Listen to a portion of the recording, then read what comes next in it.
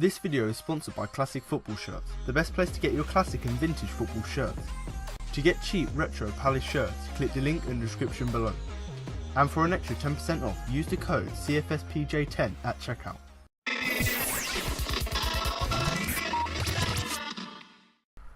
Hello and welcome to the Crystal Palace podcast. I'm Alfonso Greenbrook, and in today's podcast I'll be looking over the game against Wolves by bringing you my match review, player rankings and my man of the match. As well as this, I'm also going to bring you interviews with Roy Hodgson, Luka Milivojevic and James Tompkins after the game. So let's begin.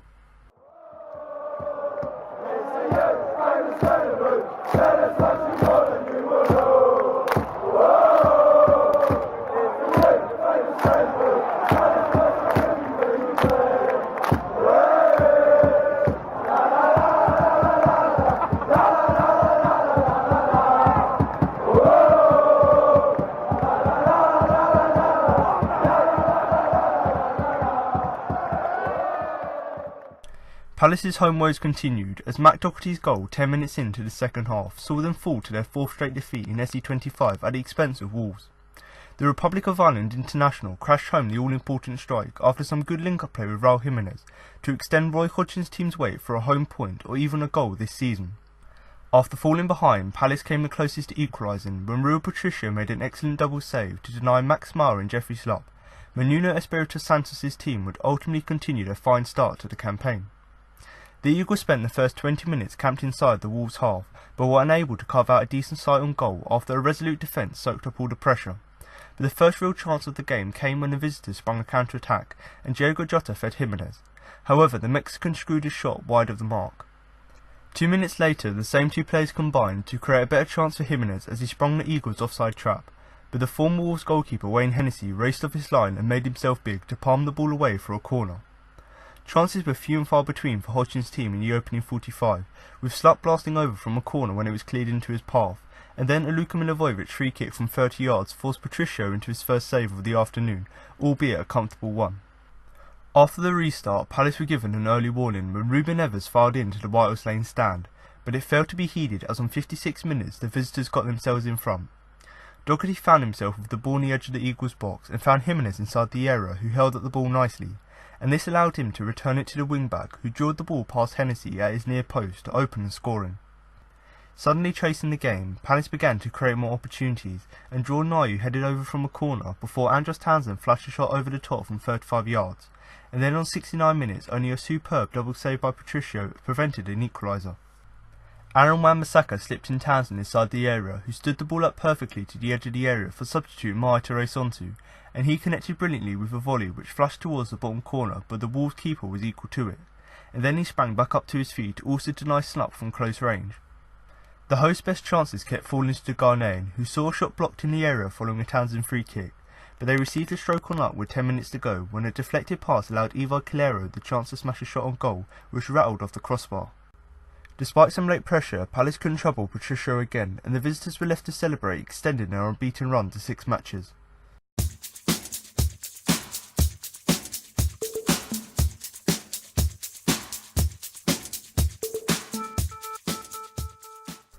It was another frustrating afternoon at home for Crystal Palace as they lost out 1-0 against Wolves at Selhurst Park on Saturday. A goal from Matt Doherty 11 minutes into the second half proved to be the difference between the two sides, with Palace unable to find a way past the resolute Wolves side as they failed to score at home for the 4th time in the Premier League this season. But what did we learn from the game? Here are some of the talking points. The formation change.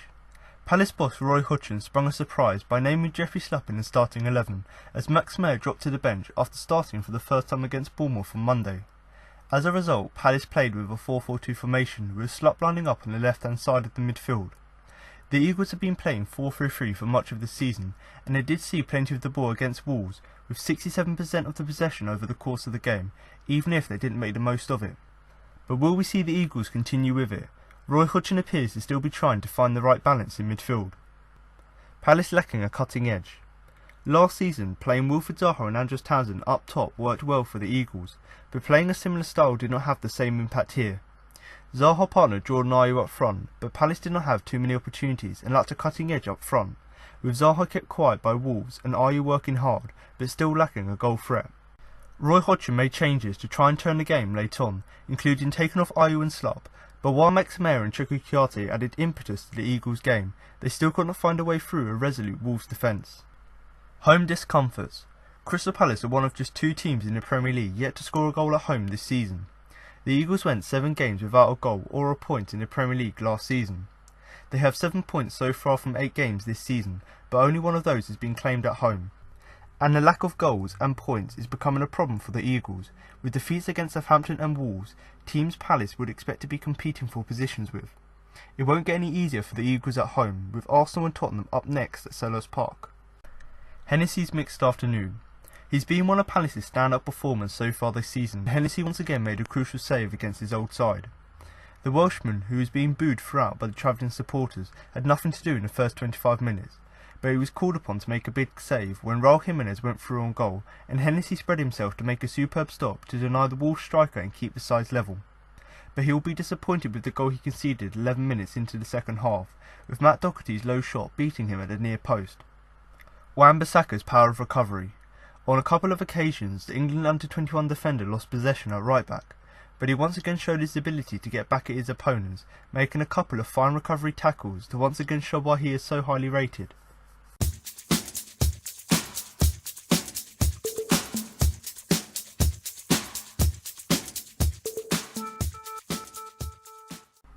So I'm now going to move on to the player ratings, but before I start, don't forget you can follow us on Twitter and Facebook at Crystal Palace for all the latest Palace news. And also, if you are on Facebook, do feel free to join our Facebook group, which is a really great place to join in with discussions and also share your opinions with other fans. And if you are someone like myself who likes to go onto forums and not only likes to read what other fans are saying, but also share your own opinion on there as well, then of course I would highly recommend you do join the group. Now, much like that, if you are someone who likes to keep up to date with all things Palace, whether that be news articles, videos, or even podcasts when we do post them, then of course feel free to follow us on both our Twitter and Facebook pages at Crystal Palace. And I would highly recommend, especially during the transfer window, we do regularly update it with all the latest news regarding transfers, whether they be in or out, as well as posting our own opinion as well. So if you are someone who wants another Palace account to follow, then of course do follow us at Crystal Palace on both our Twitter and Facebook page. Now, another great place to share your opinion is in the YouTube comments, so if you are listening to the podcast on YouTube, then of course feel free to drop a comment below the video with your player ratings, where you rate the players' performances from 1 to 10, with of course 10 being the best. And this is just so that I can come back to the video and basically see what the listeners thought about the players' performances, because everyone's not going to have the same opinion. So rather than me just having my general opinion of how I thought the players performed throughout the game, rather than just having that, I'd much rather, look in the comment section and basically have a discussion with you guys, see how our opinions differ, and actually see whether we did have sort of a similar outlook of the game.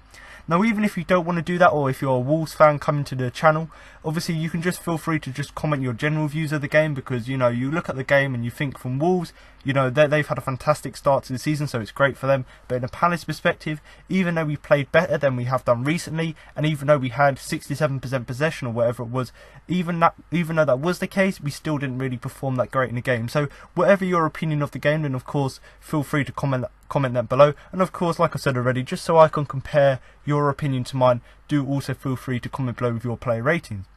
So obviously the main reason for that is obviously so that I can look at it, but other people who do come to the podcast as well, whether they be Wolves or Palace fans, they can not only listen to my opinion as well, but also they can read the comment section and basically sort of get a more wider sort of view of the game. So once again, if you are someone who wants to get involved or wants to read what others are saying, then of course use that comment section below.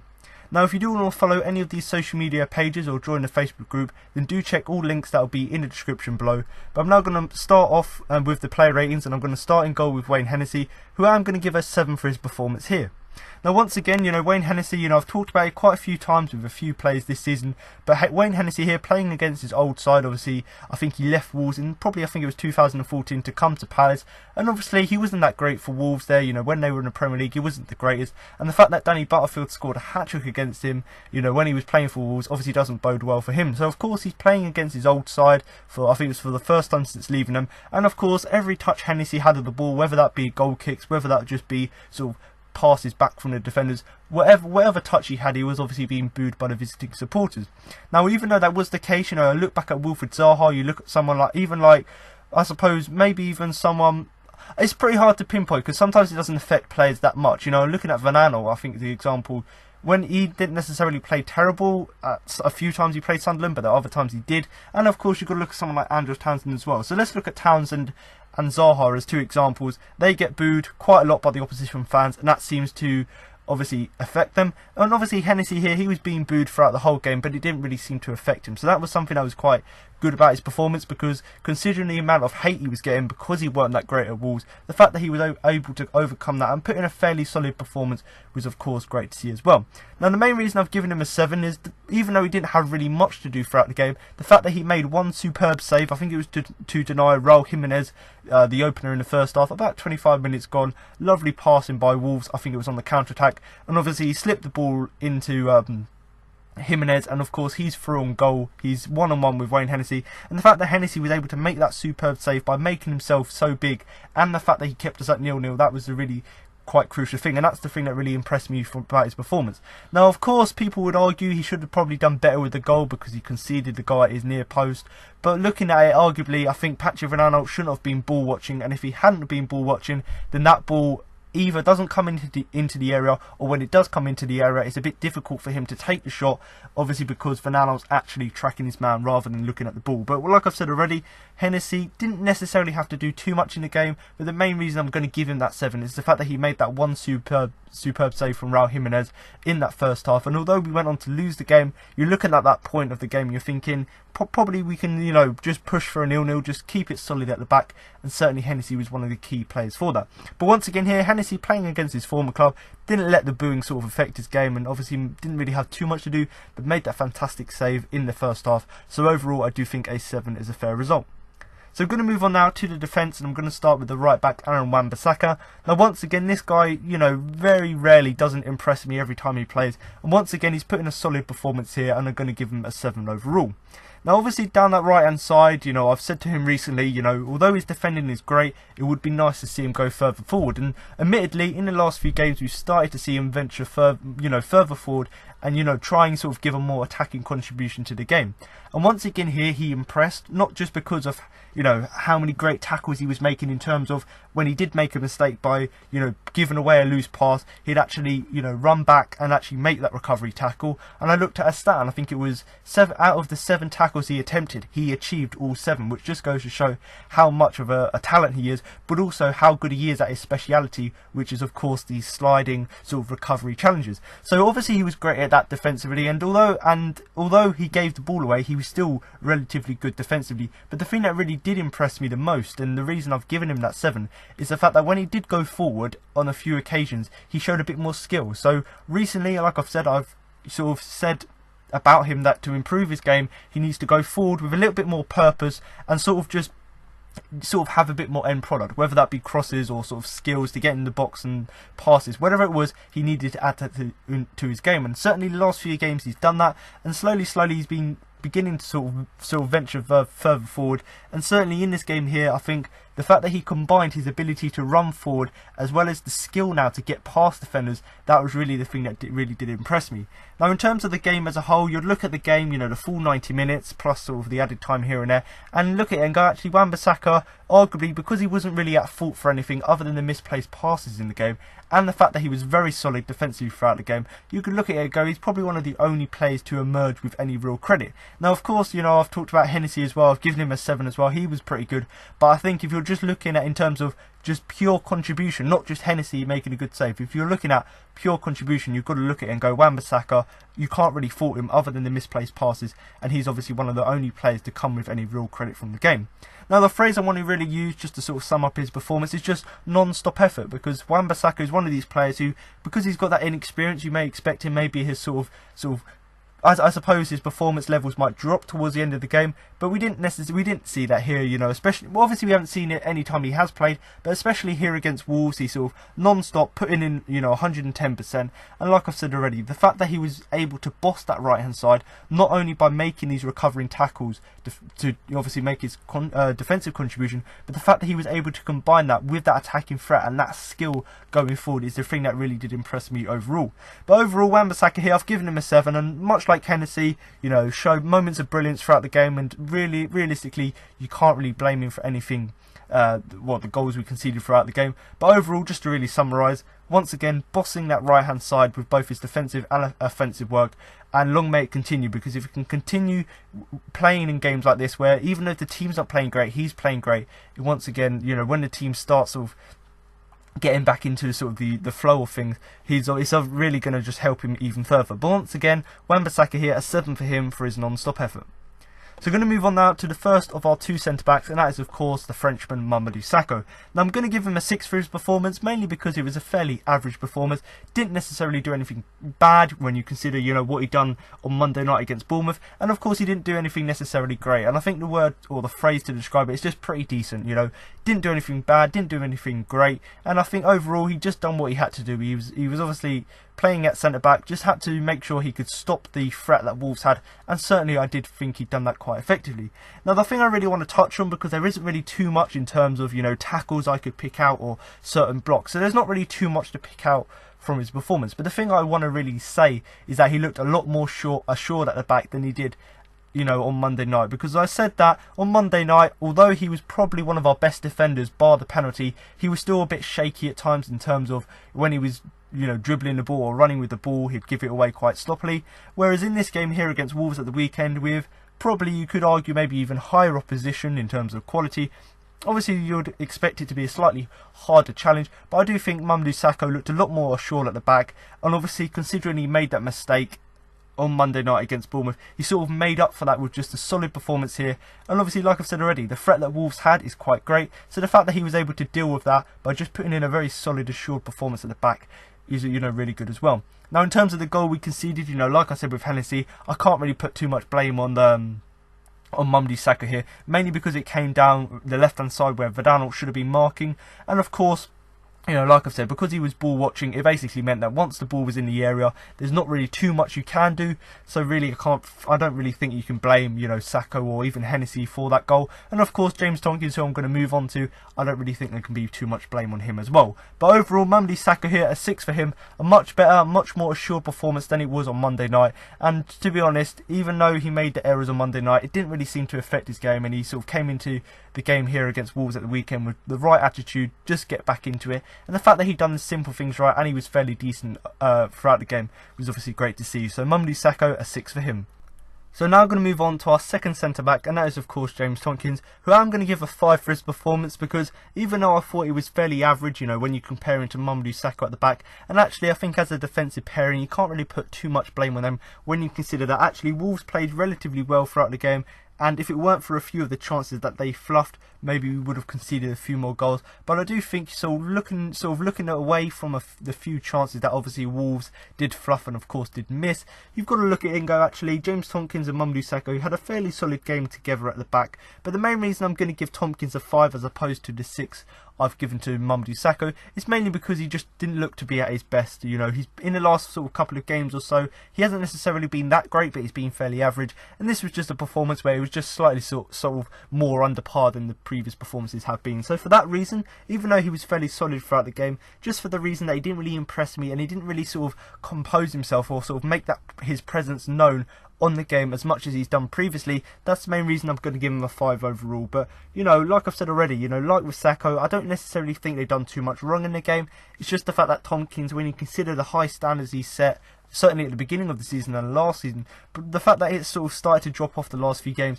and the fact that this one wasn't necessarily as great as his centre-back counterpart, that's the main reason I'm going to give him a 5. But personally for me, other than the fact that he wasn't necessarily at his best, I don't think there's really too much to highlight about his performance, because he's still, like I've said, he's still done a relatively sound job, let's say, at keeping Wolves out. But like I've said, I don't necessarily think he was that great, and there's not really too much to explain about him. But like I said with Tompkins, I think they're like I said with Sakho, with Tompkins, I just think that as a defensive partnership, they were of course relatively good in this game.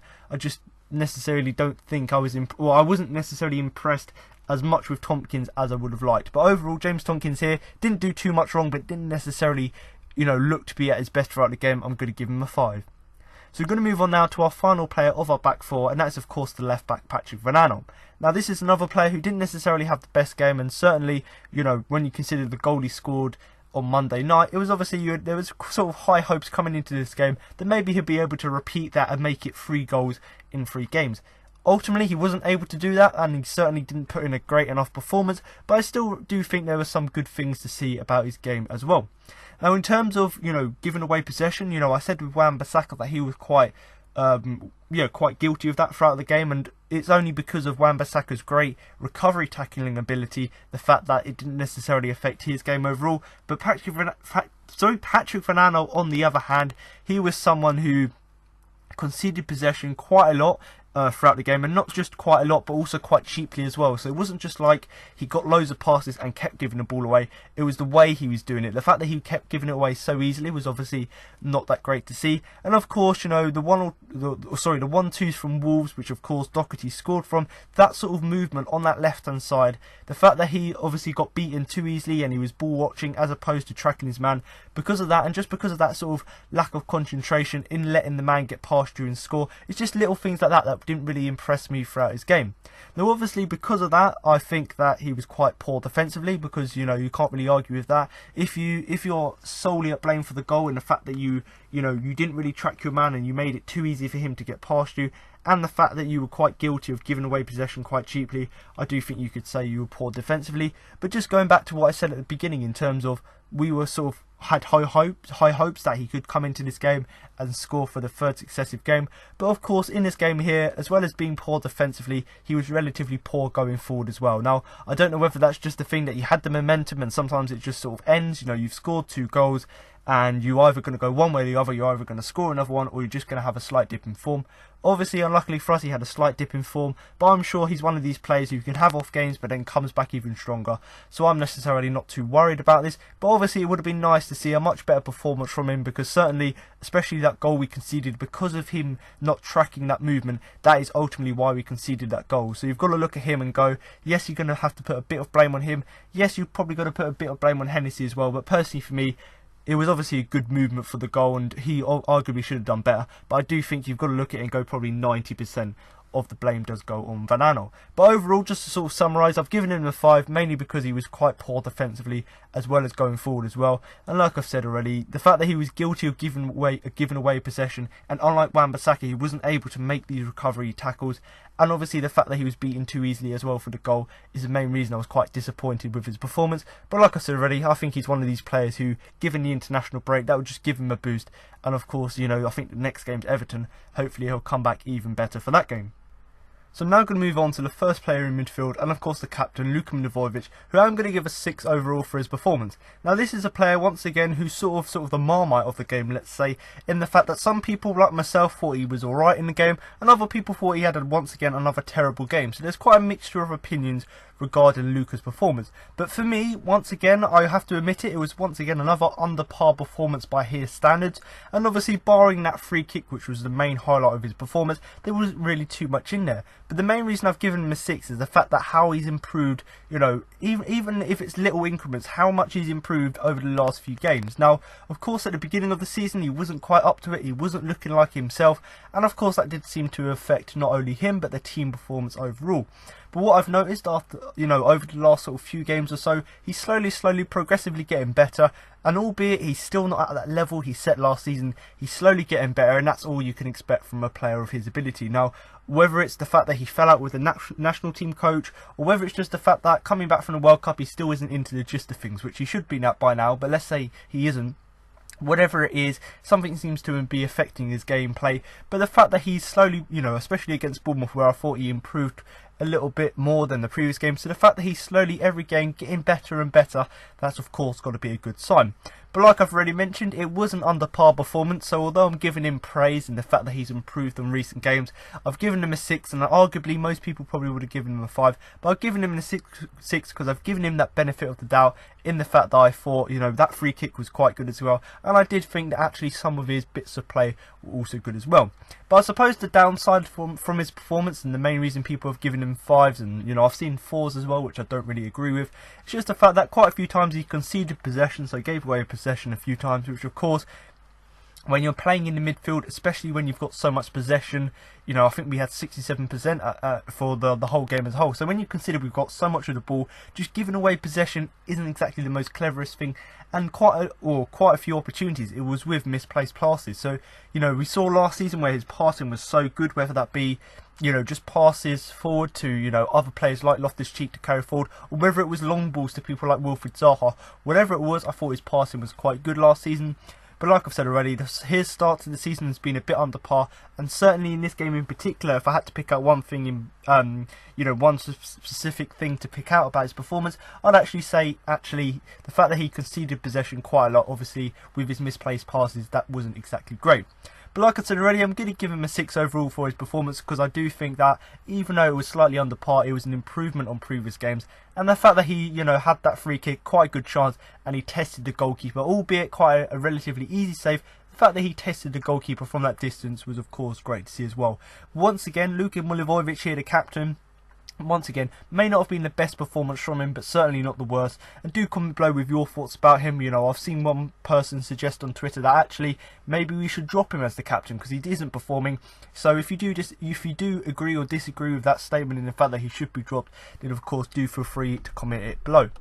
So I'm going to move on now. I suppose I'll move on to James McArthur first, obviously playing alongside Luka Milivojevic, and of course I'll move on to Jeffrey Slupp as well. So of course, we were playing sort of a 4-4-2 for the majority of the game, with Slupp and Townsend wide, and of course McArthur and Luka down the middle.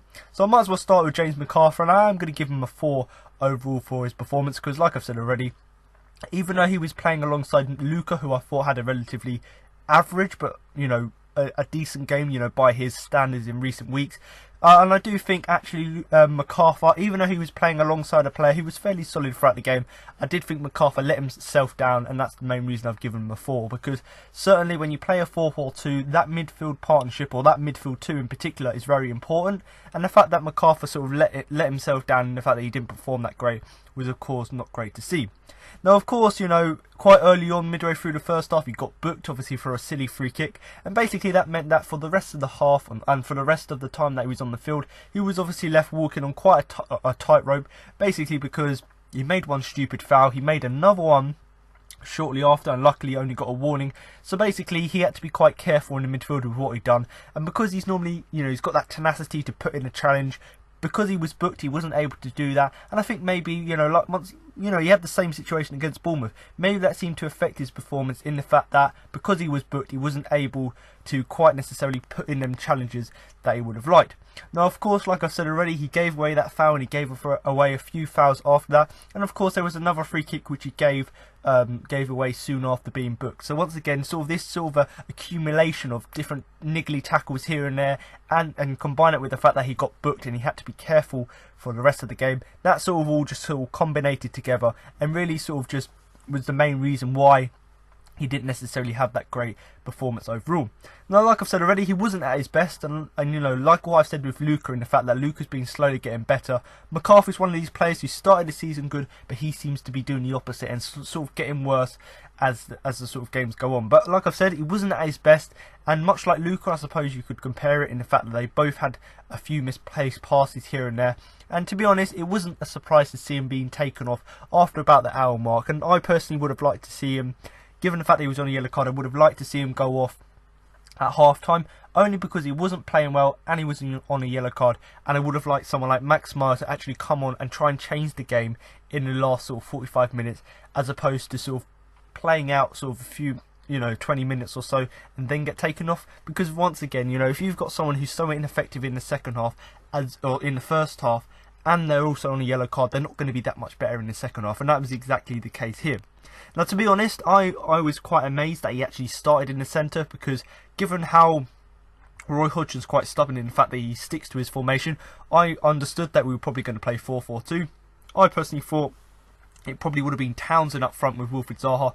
Obviously, Ayew stayed there, which I'll go on to talk about later on, but let's just say, yeah, Ayew, that was fine, him playing up front with Wilf. I personally, given the fact that Meyer was our best player on Monday night against Bournemouth, I would have liked to see him start there, but I was quite surprised that McArthur started instead of him, given the fact that McArthur was not that great against Bournemouth, and the fact that Meyer was 10 times better. But apparently, looking at Roy Hodgson, it seems that McArthur, I know that he's good, and he's, he puts in the shift on the side, and he's got all of this tenacity and this Yeah, I suppose just that energy he gives to the side. Yes, he's got that, but at the moment it seems to be that he's undroppable, despite the fact that he's had recent sort of indifferent performances. So he's had some good performances, he's had some average, he's had some really terrible ones. But obviously Roy Hodgson likes to stick with him for whatever reason. But I personally think, looking at his performance, I do think, given the international break, I do think we need to drop him for the game against Everton. Because even though he can do a shift for the side, he obviously hasn't been doing that recently, hasn't really been showing up. And when you've got someone like Max Meyer who's sat on the bench, or someone who's not even getting in the starting 11, who plays well whenever he plays, obviously there's going to be question marks as to whether he should be playing. But once again, just to sort of summarise, James McArthur, I'm going to give him a 4 overall, because I thought playing alongside Luka Milivojevic, he wasn't really that great defensively, giving the ball away with a few misplaced passes here and there.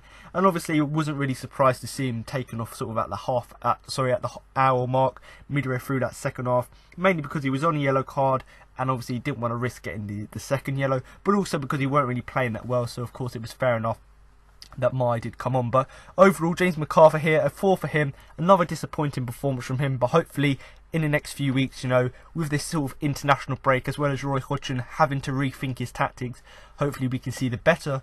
So hopefully, yeah, we can see something better from McArthur in the coming weeks. And even if we don't see it, I'd rather him being dropped to the bench and bring someone like Max Meyer in, or Checo Kouyaté, who obviously do deserve to start in the league.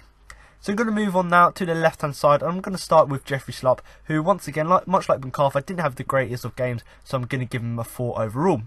Now, like I said with Max Meyer, I personally thought he should have started instead of McArthur, but actually it was Jeffrey Schlupp who came into the side in the place of Meyer. Now, of course, with us playing that 4-4-2, it meant that Schlupp had to play on that left hand side, and arguably, looking at the formation, yes, we were quite upset and angry that Max Meyer didn't start when you consider how good he was against Bournemouth. But actually, if you look at the logic behind it, because Wolves play with very wide fullbacks or wing backs, let's say, you basically want someone like Jeffrey Schlupp who can help cover and just give protection on that left hand side to Patrick Fernando. So ultimately, if that was the main reason why Roy Hodgson made the change, I do get it. But when you consider how sort of anonymous Jeffrey Schlupp was in the game, not just defensively, where he didn't necessarily have any impact defensively, and the fact that when he did go forward, he fluffed loads of his chances and didn't really offer us any threat given his pace up front.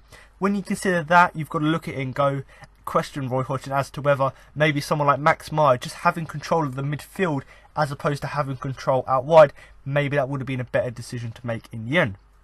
Now, I suppose the only good thing to talk about Schlupp's performance is the fact that he was fairly steady, so he was fairly average and consistent throughout the game. So I suppose if you had to pick something good about his performance, you could say that. But arguably, like I said already, because he wasn't that great offensively, it obviously meant he fluffed the good chances. Now, just before sort of midway through that second half, we had a great chance to equalise. We were putting balls into the box, putting pressure on Rui Patricio, but of course Jeffrey Schlupp should have equalised, but arguably, from close range or from point blank range, obviously Schlupp wasn't able to put his shot in. And yes, arguably you've got to look at it and go, Rui Patricio made some good saves, but you've got to also look at it from the perspective of us and go, actually Jeffrey Schlupp, you should be doing better there, and that should have been the equaliser, which personally for me, given that pressure we put on Wolves at the beginning of the second half, it probably would have been a rightly deserved goal. And of course, later on in the game, he also had another shot blocked from close range as well. So both his main shots came from quite close range, but of course, unluckily for us, he wasn't able to finish them. But I suppose just to sort of summarise overall for his performance, the main reason I've given him a 4 is just the fact that he seemed lost throughout. He gave nothing going forward in terms of the chances we had, he weren't able to finish them.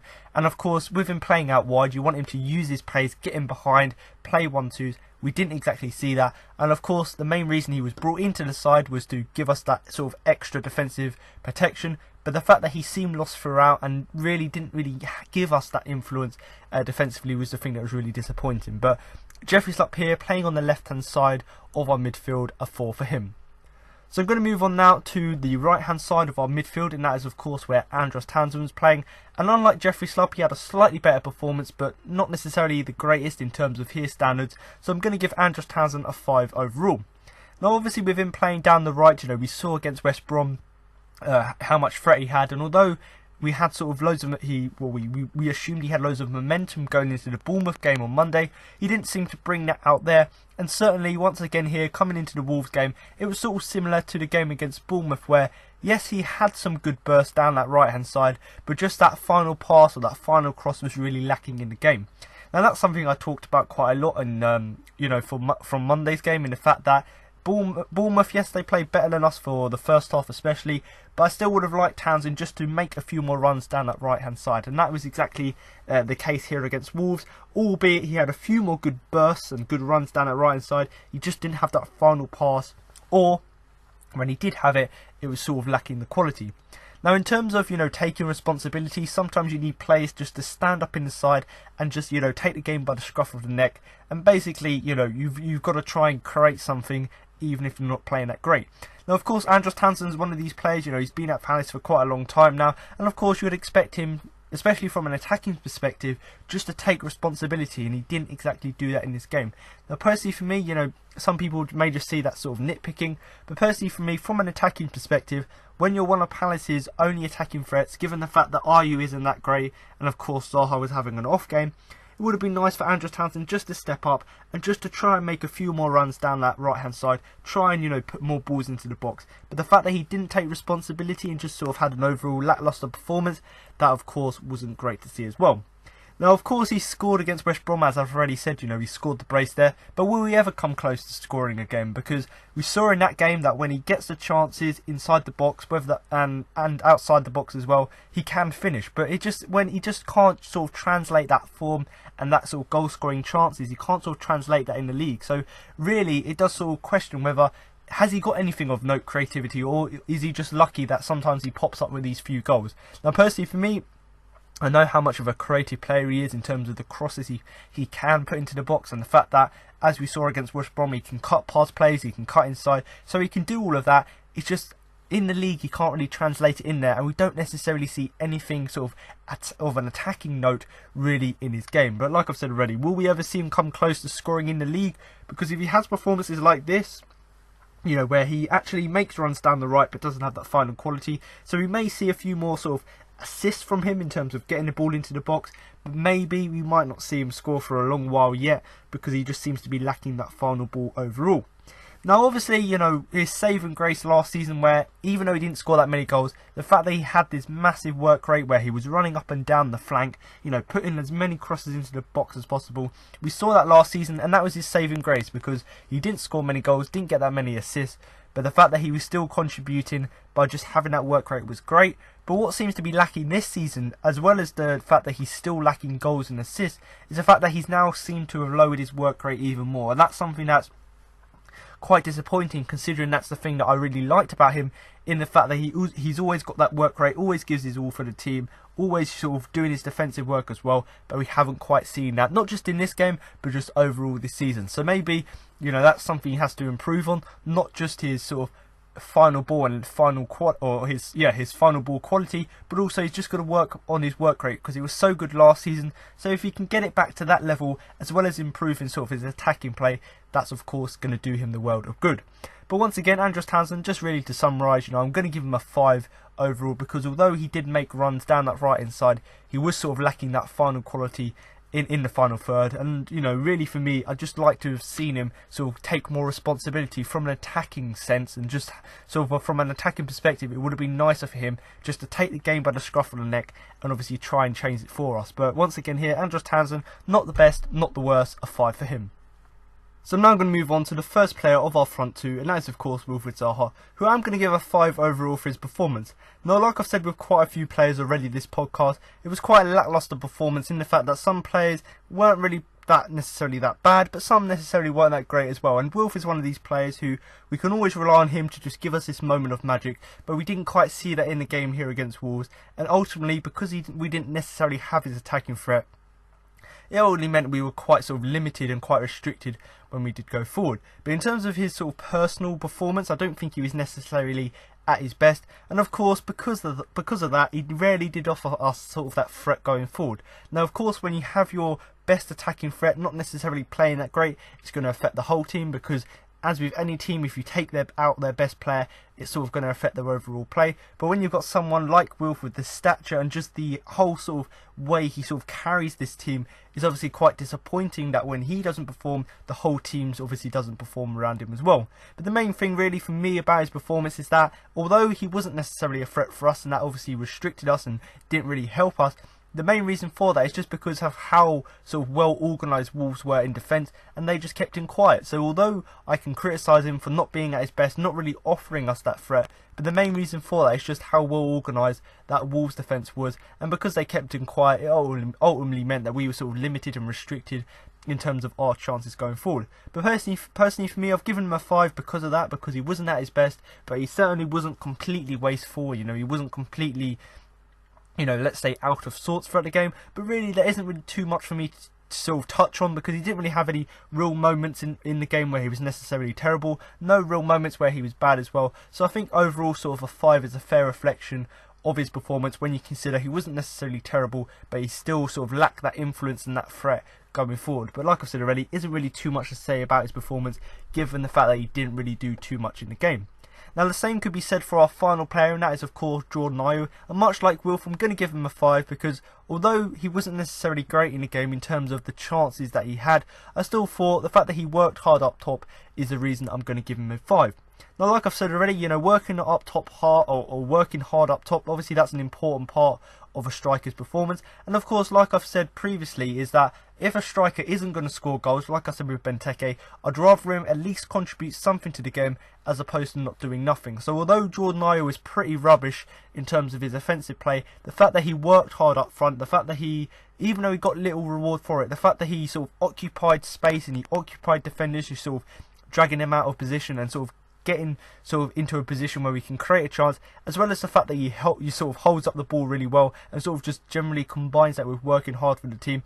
That's of course great to see as well, but I think, you know, you want more, you expect more from him. And when you consider, yes, he may not be the best striker, and I personally think his best position is out wide, even though that is the case that he's not necessarily the best striker, we have to remember he did score 7 goals, I think it was for Swansea last season, but also he did obviously score that screamer against us. So he's got the quality inside him, but of course we haven't quite seen it yet. But personally for me, I do think he would be better suited out wide. But like I said already, you know, the main reason I've given him a 5 is much like sort of what I said with Wilf, in the fact that he still tried to do it, but because of the fact that he had little reward or didn't have that threat, as well as the fact that Wolves were just so well organised defensively, it basically meant that our front two was kept quiet. If you combine that sort of with the fact that he, you know, isn't necessarily the greatest going forward, you can understand sort of why, yeah, I suppose why he had this sort of lacklustre performance overall. But just to sort of finish off, you know, I personally wasn't quite surprised. I wasn't surprised to see him substituted,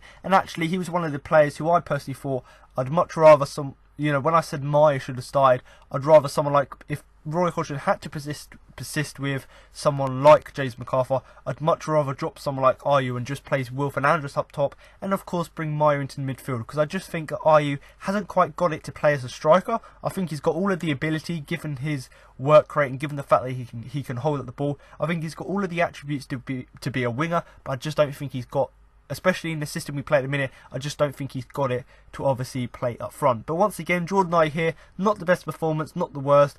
Even though some people will criticise him highly, I do think the fact that he worked hard, even though very little came from it, of course that's a positive you've got to take from the game. But hopefully Benteke is back for the Everton game, because I think he goes straight back into the side, and I think Ayew just gets dropped because he hasn't quite had the influence on the side that we did expect from him. So I'm just going to move on now to the subs. Obviously Max Meyer, Cheku Kouyaté and Alexander Sorloth. So for both Meyer and Cheku Kouyaté, I'm going to give them both 6s overall. And I'm going to start with Meyer. You know, he came on for McArthur in the 62nd minute. And of course he was dropped to the bench, as I've already mentioned, you know, after starting at Bournemouth. And he was obviously the best player against Bournemouth, so it was a surprise not to see him start. But of course, given the fact that he played so well, and even though we were disappointed not to see him start the game, the fact that he came off the bench and performed as well as he did obviously just goes to show how good of a player he is and the quality he's got. But when you give someone sort of 30 minutes or even less than that to make an impact, it's going to be quite difficult for them to sort of get a grasp on the game, which is the main reason I wanted him to start the game, because what we saw in this sort of half an hour or so is something which we were lacking, you know, throughout the sort of first half, and especially the first half of the second half. So it would have been nice to have someone like Meyer start from the start. Now, of course, I said already, you know, McArthur was ineffective, so bringing on someone like Max Meyer, albeit he couldn't change the game drastically, the fact that he came on and just gave us that boost was, of course, great to see. And when you consider McArthur wasn't playing that good, it's obviously great. It's good to see that you've got options off the bench just to sort of freshen up the team, and someone with a bit more quality going forward. Now, of course, not long after coming on, he had a great chance, and as he was trying to sort of get Palace into the front foot, he obviously had that great chance. And I said it with Jeffrey slapping the fact that Rui Patricio made a good save. The same could be said for Meyer, because he hit the rebound, I think it was, as well, and obviously that was saved as well. So you've got to look at it and go, yes, he may not have had the sort of desired impact in the fact that he completely changed the game, but the fact that he came on, had a few chances, as well as just giving us something that we were missing from McArthur throughout the game, of course, was great to see. Of course, Cheku Kouyaté came on for Jordan Ayew in the 72nd minute. This was mainly for us just to get a bit more control on the midfield, and basically meant that we pushed Meyer slightly further forward and sort of left Cheku Kouyaté alongside Luka.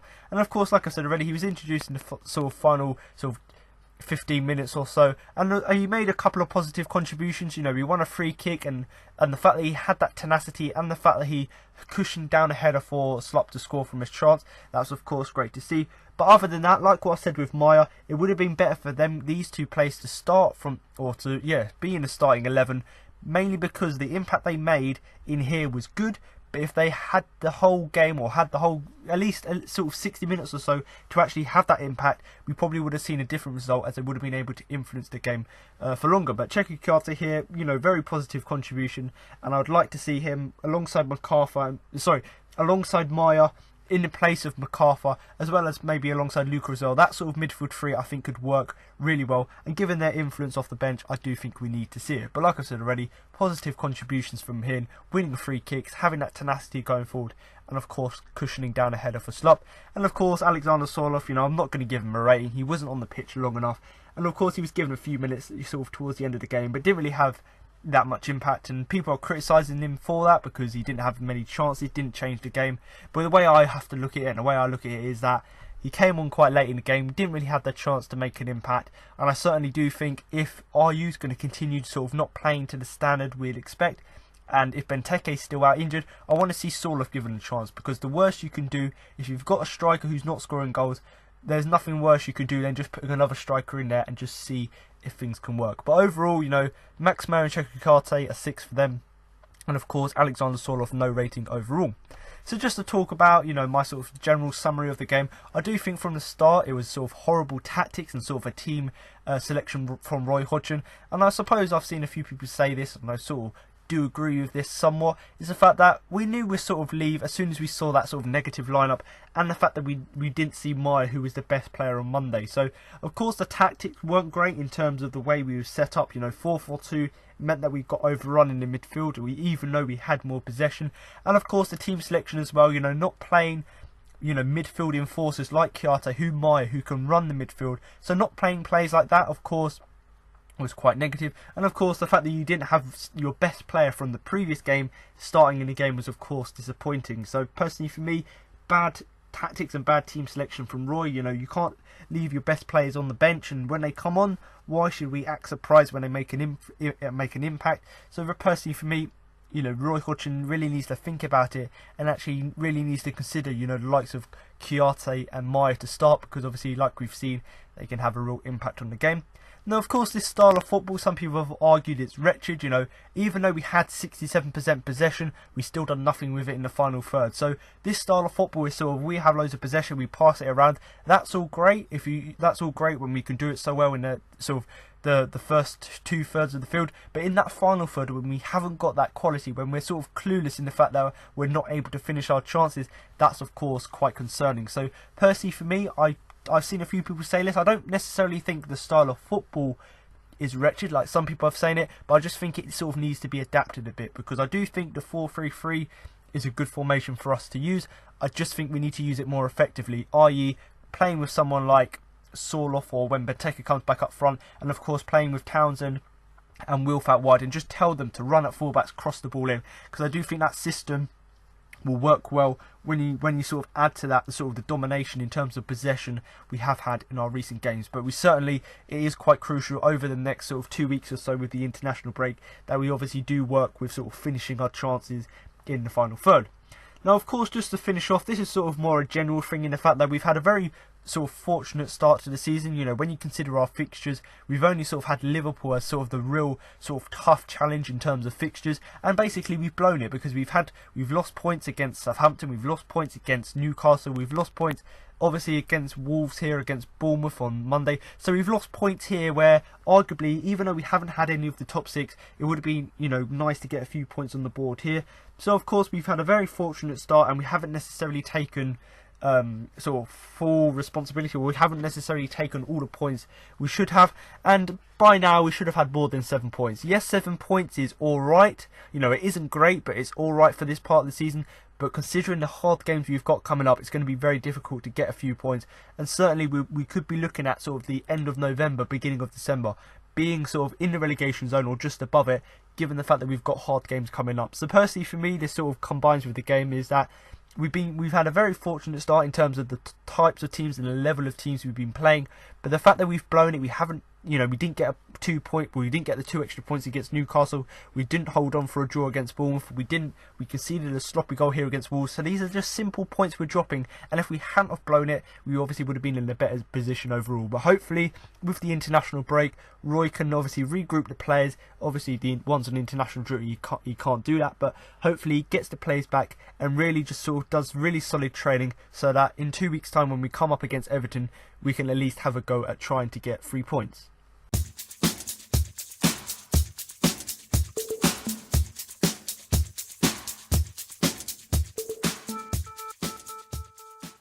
So I'm now going to move on to my Man of the Match award. But before I do that, I give you my Man of the Match, and who I thought the biggest influence in the game. I'm now going to give you the 4 nominations I've put forward for the award.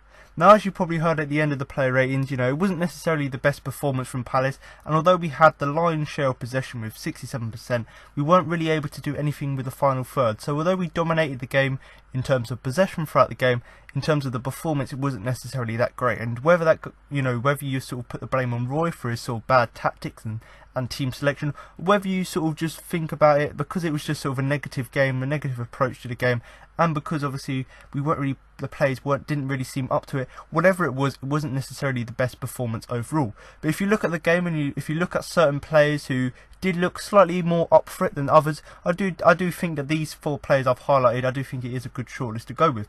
So just to discuss the 4 players I put down. So I've put Wayne Hennessy, Aaron Wan-Bissaka, Mamadou Sakho and Luka Milivojevic. Now of course you may disagree and you may not give a man of the match given the fact that we lost another game. It weren't necessarily the best performance, but like I've said already, I think it's a mixture of the tactics, the team selection, and obviously the fact that we couldn't actually do anything with our domination with the amount of possession we had. I think there are some of the reasons for that. But just to start with Wayne Hennessy, you know, obviously he's been fantastic this season, but in this game here, especially that first half, didn't really have too much to do. But the reason he's on here is because of that fantastic save he made from Raul Jimenez. Obviously we went on to lose the game, so it wouldn't have made a difference if he had made that save or not, but the fact that he made that save to keep it at 0-0 at that point was obviously great to see as well. And especially against his old side, being booed throughout the whole game, the fact that he was able to make himself big and make a save from the striker was obviously impressive as well. And I must say it was a very nice bit of play from Wolves, and obviously Raul Jimenez was quite unlucky not to score that because Hennessy made that big save. So for that save in particular, this is why he's on my shortlist. Obviously Aaron Wan-Bissaka, yes, he sort of gave the ball away a few times, but the thing that really impressed me is the fact that when he was playing, whether he was playing slightly further up the pitch or when he was playing back, the fact that when he made mistakes, he was able to make these fine recovery tackles, you know, make up for his mistakes, make these tackles, was obviously really great as well. And obviously, you know, last few weeks I've said about him trying to get forward a bit more. The fact that he also showed a bit more skill getting forward as well. You know, there was one moment where he literally, you know, dribbled past the Wolves defender, sent him back to last season, you know, with his skills. So the fact that he was also able to combine them tackles, especially them recovery tackles, with that skill and that tackling ability going forward is really what did impress me, and certainly is the reason he deserves to be on the shortlist. Obviously Mamadou Sakho, you know, I talked quite a lot about the mistake he made on Monday night. He's moved on from that and actually put in a fairly solid performance here. He looked a lot more assured at the back. And ultimately, if you look back at the goal, Wayne Hennessy was beaten at his far post, and obviously Patrick Van Aanholt was caught ball watching. So really, there's no real blame for Mamadou Sakho for the goal we conceded. And I do think if we had drawn the game 0-0, you'll be looking at Sakho as one of our better players in the fact that he was solid defensively, and would have been, if we drew the game, would have been quite important to that. And obviously my final player, this one's a bit controversial, but I always like to have 4 players in here, and I do think Luka, he was one of the better players in midfield, so I've put him on my shortlist. Now of course this was a below par performance by his standards, but the fact that he had that free kick on target, which of course was great to see, and obviously forced the keeper into a save, and also the fact that he was better than any of our other players in the midfield, barring the substitutes, that's the main reason I put him on here, because when you have so much possession, you've got to put a bit more sort of credit to the midfield in the fact they're able to keep hold of the ball. So for that respect, I'm going to give it to Luka. Not to say that he was brilliant, but I do think in terms of our midfield, sort of our midfield 4 as such, I do think he was one of the better players in there. But overall, you know, who I think I'm going to give the man of the match to, I do think it's quite an easy decision, because although all of these players do deserve some sort of credit in terms of their performances, and obviously in terms of, you know, even though it was a pretty poor game in terms of tactics and team selection, they still put a shift in and try to give their bit to the team. But for me, I do think there's only one clear winner, and that is Aaron Wan-Bissaka. So congratulations, Aaron. I think you've won like your 5th player of the man of the match award for the season, but it just goes to show how consistent you are with your performances, but also just how good you are at doing your job at right back, because the main reason I've given it to him above all of the other players is just the contribution he made to the game. Now obviously we lost the game, so that was disappointing, but the fact that Aaron Wan-Bissaka was able to make so many great tackles like he did, as well as, you know, literally destroying some of the, you know, Wolves defenders by using his skill to get past them when he went forward, the fact that he was able to combine both his defensive play with his tackles and the attacking play with his skill, that was of course the main reason I've put him on the shortlist. But you know, once again, congratulations to him, and like I said, all of these players do deserve to get some sort of recognition. Like I said, Hennessy with the big save, Sacco for being fairly solid, and Luka for just being one of the better players in midfield. But overall, I do personally think that Aaron Wan-Bissaka does deserve the award overall. So now you've heard my match report, player rankings, and my man of the match. That concludes this week's podcast. Now I've got interviews with Roy Hodgson, Luka Milivojevic and James Tompkins following the game. Luka, what do you think are the reasons behind that defeat this afternoon? To be honest, I don't have some good reason to explain why we lost the game, because from my point of view, we controlled the game over 90 minutes. They had few dangerous counter-attacks. Especially first half, we played very well, we controlled. I think as last game, we didn't found ourselves in the final third to find that last pass or to finish the action. Second half, I think maybe, okay, they scored after, if I'm right, maybe 10 minutes in the second half, but as well, second half we try, we push. We had 2-3 good shots from the box. They blocked. In the end, we lost. Again, the game which we, in my opinion, controlled, very better team. And you know what? I think we just have to continue our work. We have to believe in ourselves. And we have now international break to try to go out of this situation and to be better. What do you think is missing in the final third? As I said, I think we missed last pass. I think we missed to finish the action. This mean, in my opinion, to cross the ball or to shoot, just to finish the action. I think in many opportunities which we had, we tried to dribble, we tried to do something, and maybe after that, you know, we didn't find very well the space and solution. But as I said, I think one more game we played well, we were better than opponent, and we lost. That's for sure for analyze, and we have to prepare ourselves for next games. Is lack of confidence a factor, bearing in mind you haven't won here and you haven't scored here yet this season? I don't think so. Is lack of confidence, because if you see the game over 90 minutes, we played well. As I said, we control, we had possession, we try, we push. How many times we put the ball around the box, but as I said, we didn't find that maybe last shot, last pass, individual quality. That's something what we miss, I think. Because usually you'd think that playing in front of this crowd at Selhurst Park would be an advantage for you, but the goals haven't flowed this season, and neither have the points. That's something what we miss 100%. I think if we score today early or score first, then our fans give us more support, more energy. and after that it's much easier to play. When you concede first goal at home, then it's difficult. The fans, of course, are not happy. They try. They're as well nervous because they as well want to win from us. But in the end, we play for them. We will never stop to fight for them, and we will continue. I'm sure you're massively disappointed after that, but can you put your finger on what didn't work today? We're not scoring goals, which is massive. I suppose we can't keep relying on keeping clean sheets. Premier League's not like that. They play against good teams, and they're always going to get chances. They scored the day we did, and that's the difference, basically. It seemed like the first half was pretty dominant from a Palace point of view, other than getting the goal. What changed in the second half? Could you feel them playing any different at all? No, I think they pressed a bit more. They probably felt that they could press us a bit higher up the pitch. They did, but I think we still created. We didn't play as well second half, don't get me wrong.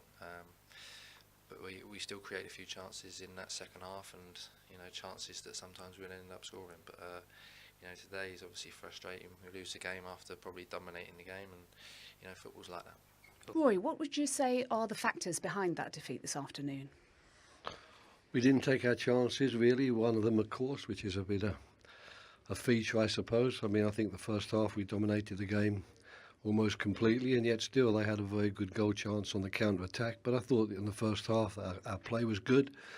Second half, we still took the game to the opposition. There was no question of that, but we unfortunately couldn't score from those one or two opportunities that came our way, and at the end of the game they'd already scored 1-0, so it becomes a little bit more of a desperation type of performance where you're hoping something will happen rather than in the first half where we were really creating things that could happen. But the bottom line is it was a tight game, and they scored the goal and defended very well, and we didn't score the goal, and as a result we lose the game. You told me before the game that you're keen to dominate possession. You did have 2/3 of the possession. What do you think was lacking in the final third? Well, they defended with a lot of bodies in there, and their defending was good in that area. When we did get past the defenders, the goalkeeper was there to make one or two good saves as well. But the bottom line is, once again, that we weren't good enough, unfortunately, in that penalty box and around the penalty box to really create the clear-cut opportunities that we would need to score a goal. And as a result, the opposition were able to keep us at bay, keep us out, and there's no prizes for winning possession. We don't go out in games to try and win possession. We try and go in games to create goal chances and not allow the opposition to score any, and we weren't able to do that today. So it's a major disappointment. Once again, I can't really fault the players for their effort, their work rate, their determination, but it was a game that we really were hoping we could win, but we weren't able to do so. Are you somehow missing Christian Benteke, even though he hasn't been able to find the back of the net in recent times? Are you missing his presence up front?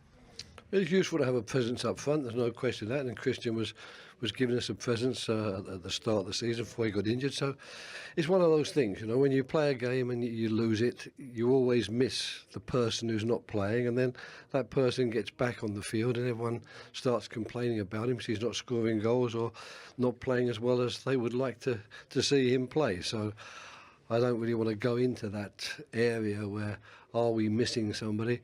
We had enough in our team today, and we had enough of the ball. We had enough determination. You can't fault the work rate and the desire of the players, but the game's about winning, and the game's about scoring goals to win, and we didn't score today, and we didn't threaten enough to score, in my opinion. And of course the opposition, who've got some quality players, they took advantage of the chance that came their way. 7 points from 8 games now at the start of the season, going into the international break. What is it that you think you can work on during the break to put things right when you come back? Well, it'll only be a short period of time because, we've got a lot of players away this time. So if we're talking about the real first team, we'll have to wait until probably Wednesday week to get them back, and that will give us 3 or 4 days to work before we go and play Everton. But there's nothing specific there. We work very hard on our attacking and our defending play, and we'll have to keep trying to do that. There are no miracle cures. You've got to create chances. You've got to get balls into the penalty area. You've got to make certain that you've got players in there who can take the chances that come their way, and that's something you work on day in and day out from day one to the final day of the season. You just hope it's going to give you some results along the way.